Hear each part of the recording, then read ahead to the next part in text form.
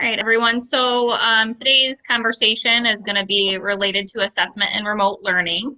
And I want it to be just that, a conversation, the best that we can with those that are present, maybe sharing some of our experiences and what we found that has worked while we've been in remote learning. And I'll do just that as well, share some of mine with you. So with that being said, couple learning objectives for today. We're going to just kind of be able to describe key elements needed for successful assessment in an online environment, identify a remote assessment method that you can use in your classroom, and then create an engaging and remote assessment activity. So with that, the hope is that at the end of this, we would have some time to discuss maybe something that you already have that we can change or improve upon, and I'll talk about that, to make it fit for our ERL or our online environment. And we've been in it for quite some time now as a campus, so a year pretty soon here, but there's always room for things that maybe you didn't think could be adjusted from previous assessment tools or previous formative or summative assessment thoughts that might we might be able to change your method. So the online concern, and there is so many different questions, concerns, comments that we all have related to online environment and our ERLs that really come into play when we start looking at these. So when we look at more engagement is crucial for the online environment. And it's not just student engagement, it's also faculty engagement as well. There's more expected of instructors, there's more expected of students as well in most cases. And for our online to be successful, we have to have more interaction because we can't have that same physical experience with our students. We have to have more remote interaction, whether it's emails or journaling or different techniques that we can use to try and connect with those students on a different level. More planning for projects and activities, more effort on our end than a face-to-face. We can't just walk into those classrooms and impart our knowledge on those in front of us. So you can see a lot of more, right, from everybody involved. And I think that this is a general observation for all of us that have been involved in it.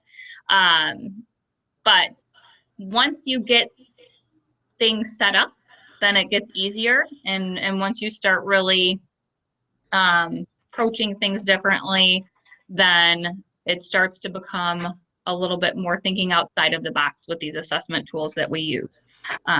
I've seen where people have said, well, I normally have a student go and put a post-it on the board or go right on the board. And those are things that I do in the classroom too.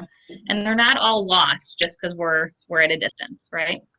The biggest one is my number 5. So online cheating is an issue, right? That's one of our biggest concerns, especially with those big assessments, right?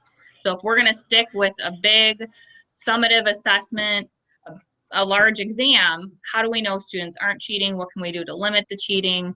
And I saved that mostly for the end of this conversation today. So any thoughts or any concerns that you both have regarding kind of online assessment at this point? Well, Krysti, I did a session on cheating actually just a couple of weeks ago at this time, so perhaps that's still available as a recording somewhere, but I could not agree more. Online cheating is a big issue, so I guess we're going to get to that a little later. Yes, and I will definitely touch on a couple of things, a couple of ways to combat it, and I'm sure that you would have more in your presentation, so hopefully I'm going to go ahead and watch that one. All right, so one thing that I like to mention is that moving to ERL has really given us the opportunity to reconnect with our curriculum. And I say that as an instructor who has taught courses for 5 years, or, not that I don't want to say that I don't teach to my learning objectives, but when we become a little more complacent in the classroom, we get used to teaching things a certain way, or we like to teach something, so we focus on it a little bit more. So one thing for sure is that this has given us an opportunity to connect with our curriculum and really evaluate those learning outcomes and those desired results that we seek. Are either of you familiar, I guess just raise of hands, with the backward design process? All right, so the backward design process is really, you know, being conscious of what we expect from our students, what we want them to understand and know and be able to do, and using that as the starting point for building in the classroom. So looking at those desired outcomes and then determining what evidence are we going to quantify or say checks in and says they have learned this. And then the final part would be to plan those experiences. So a lot of times we go into instruction, we have a basic idea of what we want students to learn, we plan the instruction, and then at the end we test to see if they've done it. So this is essentially just a little bit, really in my mind, a forward way of doing it, right? So seeing our objectives and what we expect them to know, checking in with ourselves to say what proves evidence of this learning, what assessment could we do, and then planning the classroom experience around it. So one thing for sure, you know, we've all, I think, become a little more familiar with or connected a little bit more with our curriculum recently with all those changes that we've been doing as far as just updating our outlines and things like that. But this has definitely given us an opportunity to really look at what do we need our students to do, what proves that there's evidence of learning, and plan experiences around that. So what did I used to do in the classroom? You know, maybe I gave an in-class assignment or did something on the board. How can I do that now in remote? What maybe is something new I can use as an approach? All right, so when we look at our assessment, you don't have to reinvent the wheel. And I say this over and over again. We don't have to start from scratch. We have all of those techniques that we've used in the classroom that are helpful, that we found to be useful or to really prove our students are learning what we say that they're learning. So it's not a reinvention, but just improving on it. So, or adjusting it slightly. Again, I use that example of, you know, writing on the board.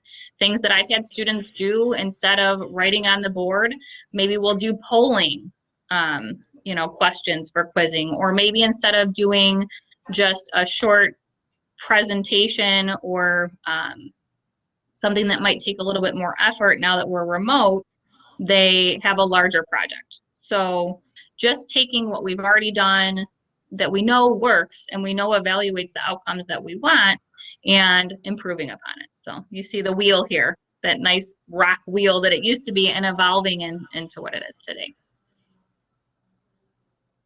So a lot of the information that I've read and that I've looked at revolving around assessment in the online environment has really said that low stakes assessment is very beneficial. So instead of making those quizzes that you would normally make worth a hefty amount, you know, short multiple choice quizzes are easy to cheat on, right? So taking that and making it a more low stakes that hopefully would entice your students not to cheat, but if they do, it's not going to pass them based on those methods. So some of the low stakes assessments, pre and post test, are an opportunity for students to see what they have coming in and what they have coming out. And even those, a lot of times when I do use those in the classroom, you know, I expect students to have read prior to coming or prior to reviewing the lecture, and do a quick pre-test of 5 questions. We have our class in our ERL, and then do a post-test as well. So those are options. Short multiple choice quizzes, peer evaluations. So instead of just automatically jumping to grading something, allowing opportunity for their peers to evaluate and remediation or correction on their part is another thing that is I've used in the classroom for low stakes assessment. So it's not worth 200 points when the peers evaluate it. Maybe it's just worth 25, and then they still have that larger piece that they submit later on. and then quick response quizzes. So usually for those, I use them more like drills personally. And again, within the classroom. Any questions, or anybody use any of these kind of techniques in the classroom, low stakes?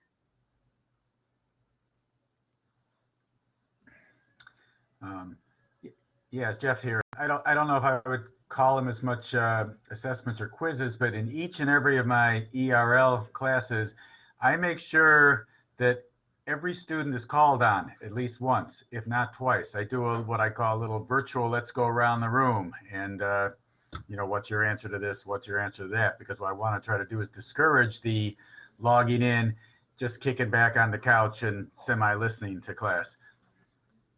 Yes, and I would say too that when I call out, I make sure sometimes I'm like, oh, you've answered a ton of questions, and the person that hasn't interacted in one way or another, I'm like, how about you, Joe?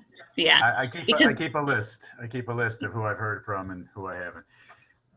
Yes, because it's easy for students to hide in online learning if you don't try and stay on top of it, for sure. And I did see pre and post tests for every class. Yes, and they're very easy if you plan them as multiple choice self grading. That's what is the beauty of those, is the grade's automatically there. Again, maybe it used to be 15% of your overall grade if you do weighting like we do, but now you've dropped it down to be clustered with assignments. So there are ways to adjust that as well. Discussion boards. So discussion boards in and of themselves could be an hour-long discussion. I mean, to really engage students in it as a way of assessing student learning, discussion boards can be critical or crucial in our online environment. So, a couple of things that I have here would be open-ended questions. And really what that means in the discussion board world is if we give a clear yes or no question, then we're not really assessing the student's learning. We're not asking them to engage in a conversation, and that's what we want to see when we have our discussion boards. It's important. I'm going to just go through my keys to success and then talk a little bit more about some of those other bullets, but clear instructions are extremely important. Students need to know what's expected of them and when it's expected of them when we use our discussions. So what is being asked of me? If I don't even know what's being asked of me, it is hard to answer the question. Now, when we look at those open-ended questions that I had mentioned, it's definitely, a lot of times they don't like those because they're more critical thinking based and they're a little bit deeper than what they would prefer, if you will. Now, another thing is consistent deadlines. So I'm not sure, as far as discussion boards go with how you've set yours up. I can tell you with mine, they're set up very, very consistently, and thank Gretchen Reyes for that, because my work with her and our work over the past year in our pedagogy training has really, if nothing else, taught me that we need to be consistent with deadlines so students know when to check in and that they're checking in multiple times, not just once a week. Are you guys using discussions? Raise some hands if you want for that, or Jeff. Yes, I do. I've always been using them for my online classes, but even in the recent switch to ERL, I think this was suggested from Sue Campos that we incorporate into our participation some online discussions as well. So I do, I don't overdo it. I don't, not 10 a week or something, but there's at least a couple every term. I try to make them even, somewhat open and fun, and even sometimes you could choose between 2 and 4 questions to discuss. And but yeah, like you just said, specific. Like today, an initial post was due today at 11 o'clock, and that was it. Now you got to do 2 responses to others by the start of the next class, and I do hold pretty consistent to those. Yes, and mine is I use them just about every week for our ERLs and for my online courses, which might be a little overkill, but I have it in my syllabus exactly what's expected. So I never change, whether it's our 100 level course or a 200 level course within our program. I keep it every Wednesday, first post is due. By Friday, comment to 2, and on Sunday, comment to those that responded to you. And I encourage the students to treat it like a conversation. I also, if you look over, have be a participant. So a lot of times, and I don't do it every week. Let's be realistic. We don't have every week the ability to check into these discussion boards and make comments. But when I see a good conversation going, and as I'm reviewing it throughout the week, I'll sometimes be a participant and just say, oh, this is a great post, great thoughts going here. What about this? I have started, because I didn't initially, hey, everyone, check the discussion board. I've posed another question to keep the conversation going. But these are great ways to check in with our students to see that they're getting the knowledge that they need, that they're exploring with the information a little bit further, and a good way to assess their learning. Now, you know, changing up the delivery is on there as well, and when we talk about that, asking the same question every week isn't really engaging. It's not really assessing. We want to make sure that, you know, related to a topic that we're covering, and ask people to discuss their perception of it. Or I post an article and have them read that article and discuss either their perspective or the material within it and how it varies from what we've learned in our text. Different ways of approaching this. A lot of mine personally, because I'm in health careers, are case studies or patient scenarios or real life scenarios. So, but I don't present them the same way every time. A case study is never the same 2 times in one semester in my class. Sometimes I'll give you patient history and nothing else. Sometimes I'll give you images and nothing else, or diagnosis. And, you know, I pepper in different parts so that students can have that variety and that keep their interest while still evaluating their knowledge. Now, I put Muddiest Point on here. It is one that I like. I know that it's not one that you should use every single week, because it becomes more of just a check the boxes, get it done.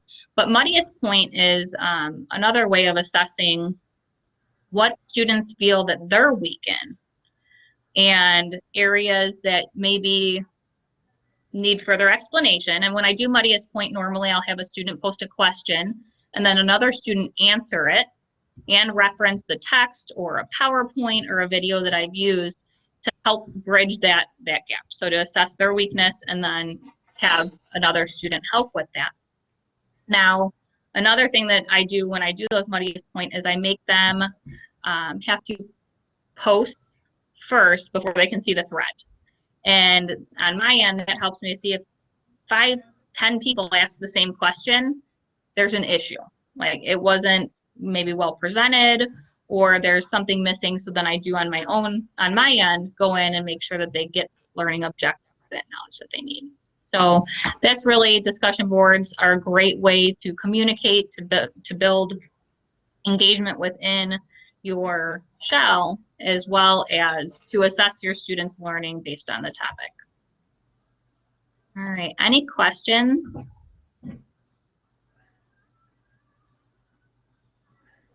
In order, you use it to, in order for students to feel that they are free to discuss and share with each other, that's great as well.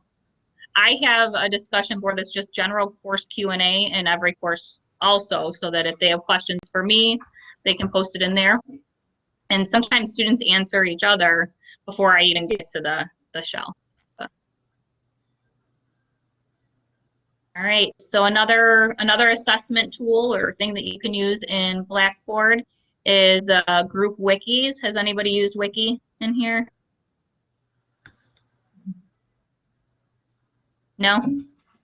No. So I think that you either love it or you hate it.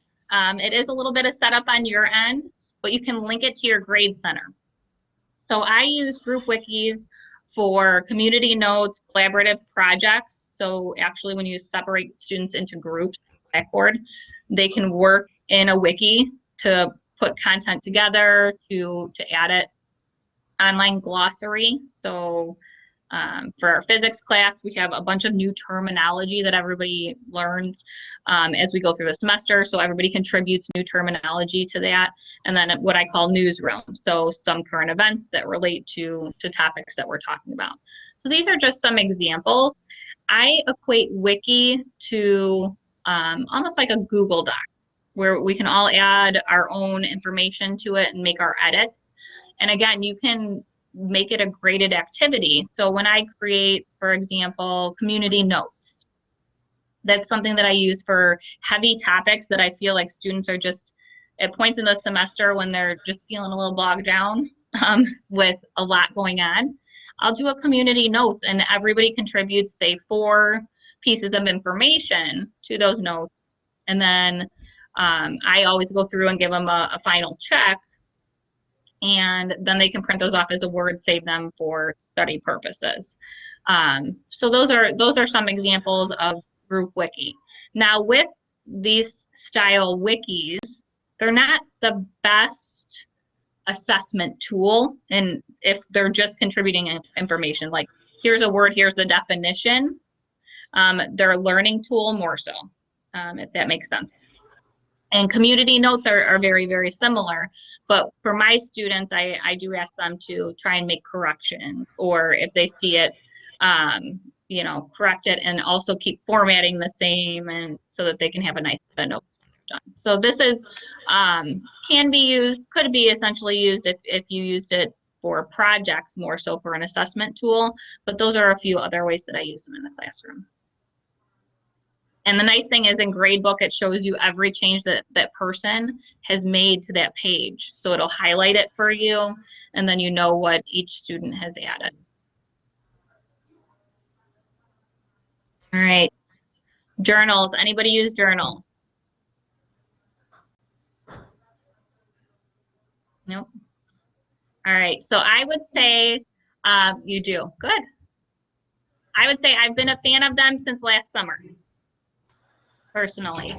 And in ERL especially, it really helps students to feel more comfortable asking questions or having conversations with instructors, because you can make this private to just you and the student. And for my one class, it's a clinical course, and the students have 3 options. They don't have to tell me, what did you do great in clinicals, or what were you struggling with this week? They have 3 options of different questions they can answer, and one of them is whatever you are struggling with. One is a question that you have related to an experience that you had in clinical, and then there's one that is a little bit more open. So journals give the opportunity for you to have that discussion. If they're private, it's just you and the student. And I found that students are more apt to ask questions that they maybe would not be able to. Sorry, I have a puppy running through here with a stick. In an open forum classroom, right? So maybe just like we're sitting here, they wouldn't have said anything to me, or they wouldn't have mentioned something, or they would have had a lingering question that they felt stupid asking, even though it was a completely legitimate question. So it's definitely, I've had great conversations with students, and I do these weekly in that course. You can also make them public, which not everybody's aware of. So if you're using journals, make sure that they are, if your intention is for it to be an instructor-student communication, make it private, because public can be shared with other students in the classroom. But weekly reflection, right? What did you learn from this week's activity or this week's class? How can you connect it to your personal life? Because doing those reflections where we can build those connections with experiences we've already had can be helpful depending on the area you're in. And then there are other ones that are very, very, or there are other ways I should say that are very, very specific to learning. If it's, you know, a certain scientific activity you want them to do. So say that you want them to do an experiment. They could put in a journal their results to demonstrate that learning. So it's just kind of a holding place for multiple different activities. Breakout groups, how about those? Everybody using those pretty much at this point? Yeah, I see Jeff saying yes. Yes. Yeah. So those are a great way for us to build community in a course. I love to, or what I guess what I would say that I've started to do a little bit more of is kind of use them as a way to randomly split people up, and I love doing it random, and then have them continue to work on something together and submit it at the end of class. So just small group projects, you know, those typical think, pair, share, send them away with an objective, bring them back to assess what they've come up with, partner in class assignments, small projects, and even a large project initiator. So again, for those larger projects that you have planned, maybe, and this is an easy way for you to do it, you have the project plan, you know you want 2 to 3 people together, send them in a breakout group, and then whoever ends up with whoever is how it goes. If you don't need thoughtful or as thoughtful of a method of breaking students up. So breakout groups are great. And again, they aren't just for building that community. There's a lot of ways to assess if the students are learning. Think, pair, share is probably one of the most used ones in my experience. Anybody doing minute papers or exit slips?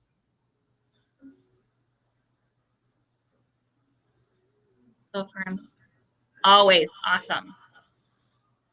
Yes, and I just started, I'm not gonna lie, I just started using these this semester. So this one is not mine. I actually did take it from the classroom assessment techniques, so you're more than welcome to look that up if you'd like. But really what it is just that, a minute paper or a quick paragraph that explains what we learned today, the importance and what you still don't understand. So what you don't understand could be a muddiest point instead, or you could do something like this, where at the end of class you say, all right, you have, you know, the next 2 minutes, 3 minutes, 4 minutes, 5 minutes. In online, I've learned you can't say 1 minute because everybody has to get Word open and they have to, you know, move to another platform, and then they have to submit it in Blackboard. So we have maybe more like a 5-minute paper because you got to give that time, but just a quick check-in, making sure they got the point of the class for the day. So this can be a way, again, just for you to check in with your students and make sure the learning objective that you set out to be met was met, and then you can address any of those misunderstandings or concerns as they move forward. So this specifically here is in a PDF format, so you could even just download this and have students fill this in. All right, so those are really more formative ways, so to check for student learning along the way. Now I'm going to talk about, for the next few minutes, shifting our thinking for summative assessment. So the guiding question for this is, does the test have to be a test, right? Does it have to be a multiple choice or a formalized standardized test, for example? I can tell you in DMS, the answer is always yes, unfortunately. Our final exams have to be final exams. Our midterm exams have to be midterm exams, and that's because our students have to take boards that are set up that way. So if we didn't test that way, by the time they get 2 years down the road, it would be very challenging for them to sit there for a 3-hour exam if I haven't been testing them in the same format. So ours is a form of preparation for that. But there are other times where maybe that unit exam I gave didn't need to be given. It could be an alternative.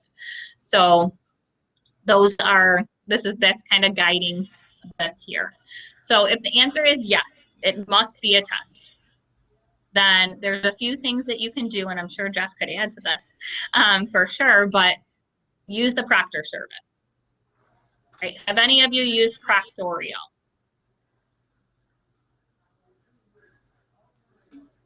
No. Okay. No. Okay. Jeff, have you used Proctorial?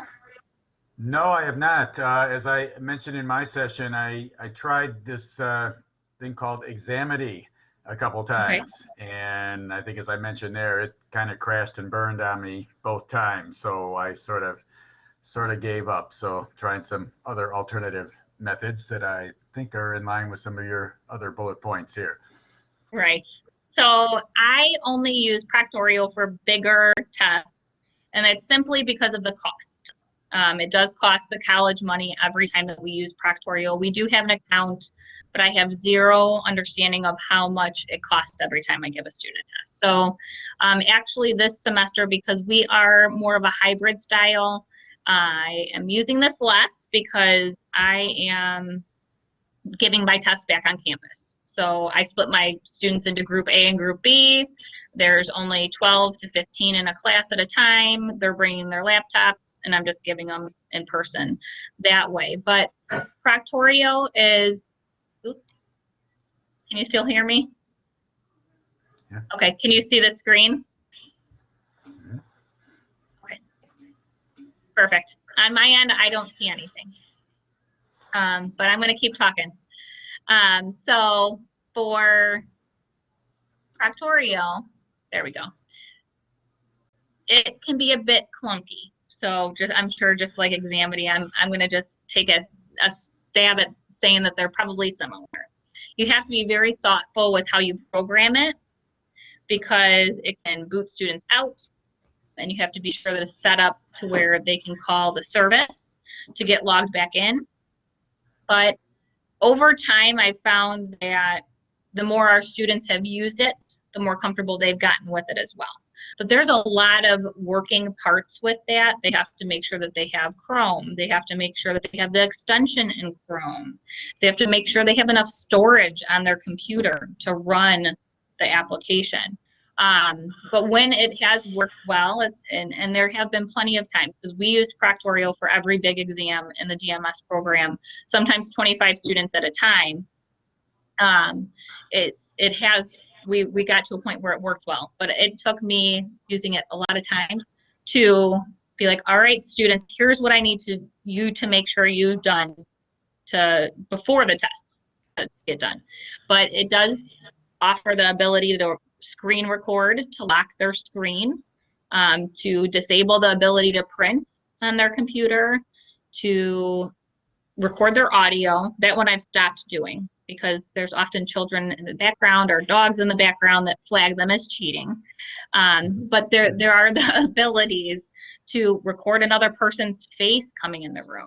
I had 2 students that lived together and I didn't know it, so it flagged them for collusion because they took the test at the same time in the same location. So there are definite benefits, but it's very, you have to make sure that you find your trade-off. I'll say that. I'd be more than happy if anybody is interested in, to go over Proctorio at another time, or even mention it now later on if we have time. If any of you are interested, just let me know.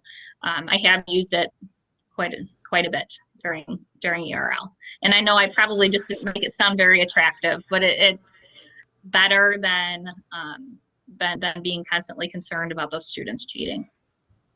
Because cheating is real, and we all know that. Now, other ways, and I do, to be honest with you, I do all of the below things minus that last one, which would be show one question at a time, even with Proctorio. So I have a timer still on. I make critical thinking even with Proctorio when I have to.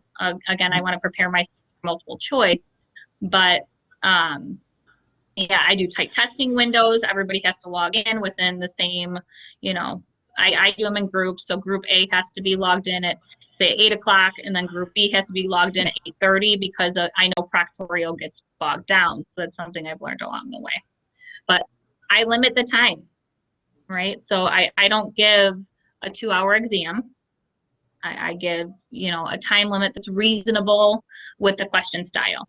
So for me, a multiple choice question should not take you any more than a minute. And I think that that's being generous by most standards for a multiple choice. But other ways, if you're going to limit the test taking time, you can also do critical thinking essay style questions. So not just straightforward yes or no, or multiple choice that can be Googled quickly. Use critical thinking, make them type the thoughts, or if it's multiple things, combine them together into one answer. Instead of asking 5 questions, you can put it into one longer answer question. And then again, I said set that tight testing window time. So we all start within 30 minutes of one another, because the test takes an hour. And if I start all of you at that time, then I know there's going to be overlap that would prohibit some cheating. And there is the ability to show one question at a time, but it is not the best by any means for large exams.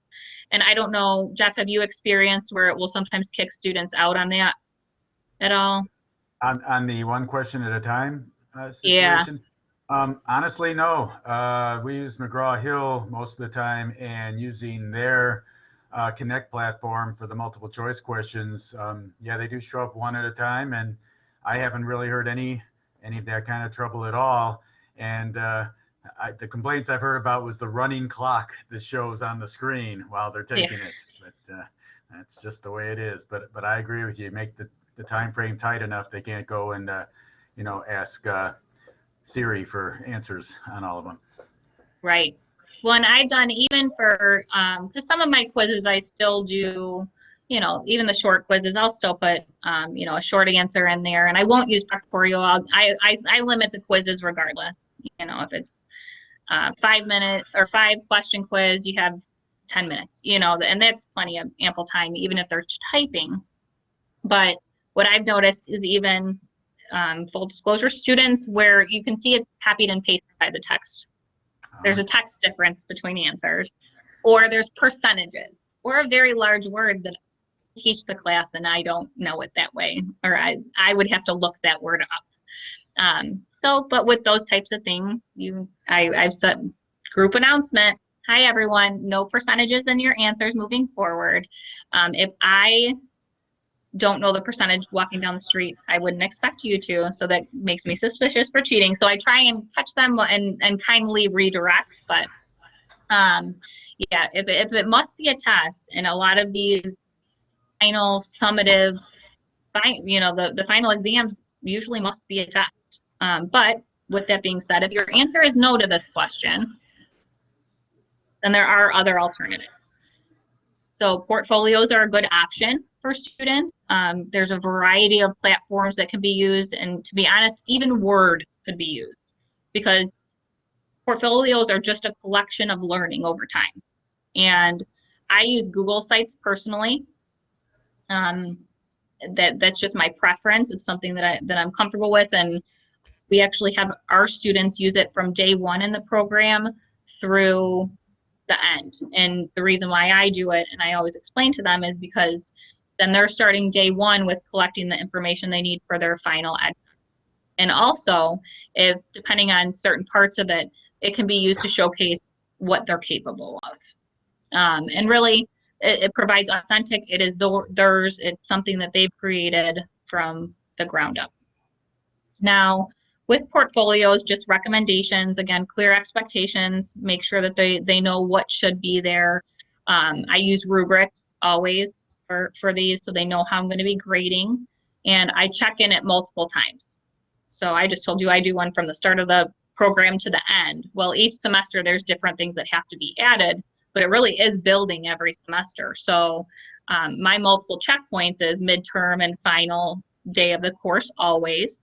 And then at the end, I evaluate their collective portfolio. But I never give them a sample. And I think that some people wouldn't agree with that, but I want them to critically think, and if it's authentic, when we give them samples, sometimes all they're doing is copying, right? All they're doing is looking at what the other person did. And for our students, I tell them these portfolios, they're in Google Sites, you can easily search them. So I ask that they make them private, although I know that some of my previous graduates haven't. So, because I've been able to look up their Google site without, with ease. So there is that, but this allows the opportunity, maybe instead of a final exam, of them collecting work along the way throughout your course to present they're learning. So learning objective, you could literally lay this out as multiple small things, one thing a week or a couple of things a week or every other week that they put into this portfolio, and at the end they showcase their learning to you. So again, just an opportunity.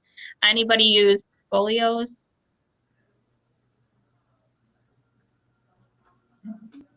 No, they're a lot of work to grade. I will be 100% honest on that. They're a lot to grade, but again, maybe you don't give an assignment on something that week and that goes into their portfolio instead. So there is that opportunity also. Project development. So again, instead of doing a summative final exam that's multiple choice, there's the option maybe to consider a project development or a presentation. And really things to take into consideration is allowing students maybe to decide what they're going to do. Maybe they want to deliver their final project as a presentation in Blackboard on Collaborate, and they'll go through the PowerPoint just like I'm doing now and discuss a different topic or their learning. And maybe that's not for them, and an essay is their way to go, right? Present it that way. Or maybe they want to do a PowerPoint with notes. So giving them the option of multiple things that will prove the same level that they've learned the material. So allowing some freedom in platform design. Maybe they like Prezi, they don't like Google Slides. So a little bit of freedom there. A lot of times I've found giving them the option lets them really showcase themselves. I present far better than I write. And I know that as a person. If I was given the option to write a 10-page paper or to present it in PowerPoint, just like we are right now, I would present in PowerPoint. I would rather discuss it verbally. But that's just me. And not everybody is that way. Some people love writing, and that might be their better opportunity. Now, giving these oral presentations or giving these different projects out loud and really presenting improves our oral communication, which is going to be one of our general education outcomes coming up in the fall. So, I have to pitch that as being on the assessment committee. So this is definitely a way to assess their mastery, their understanding, as well as other outcomes. Now, recommendations when it comes to this, if you're not doing it already, or maybe now you're thinking maybe I don't need to give a final exam, I can give some project that will demonstrate the learning instead, would be introduce it early and check in often. This is going to be a high stakes project. It's going to be a big cumulative. At the end, I'm showcasing all of my learning, so give them time. Check in as not to tell them what to do, but to say, hey, where are you at? Maybe you give it second week of class saying this is what you need by the final week. And I want to check in with you within these 2 weeks. There has to be a little bit, a degree of flexibility. Schedule a meeting with me and you can talk me through where you're at. So those are just some ideas, or you can ask them to give you a report of where they're at. I like to see it more than I like to hear what they've done, because they can tell me they've done it and not done it. Set clear deadlines along the way and use a rubric. I use rubrics for all. I even use them for discussion boards. So I use them for discussions. I use them for projects. I use them for skills testing in our lab, just because I feel like there's no question what I'm expecting of you. Here's how your grade was awarded, and then I always have comments at the end as well. All right, so these are just a few things that you can consider as a larger project replacement maybe for your final exams. So I can tell you that I took a course where I didn't have any finals or anything like that during my bachelor's, and I had to present on evaluating a group meeting. So it was interpersonal communications or something like that. And I had to sit in on meetings at work, or they said if you can find a meeting that you can sit in on and assess what was going on in the room, how it applied to the work that I was doing, or the readings that I had done, and really apply all the different facets of the different lectures throughout the semester. at the end.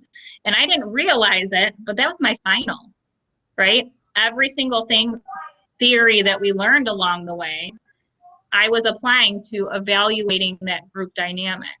So I was actually looking back now, that's a really interesting way to assess your students. Instead of just, here's your test, here's your theory, let them observe it in action and then make those connections, because it was much more meaningful doing it that way. So just ideas.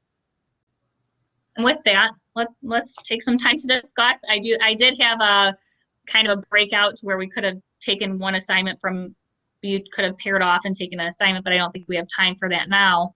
Let's just, what are your questions? What would you like to see? Is there anything that you want to discuss?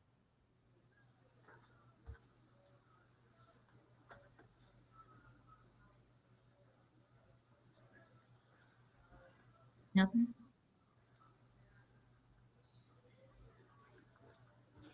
No, you brought out some good ideas, Krysti. So, All right. worthy Well, of and pursuing. this was my idea as far as an activity. If we would have had time to do it, you know, now that we've talked about something, what do you think of something that you've done in the classroom, in the face-to-face, and how could it be changed to an ERL appropriate method?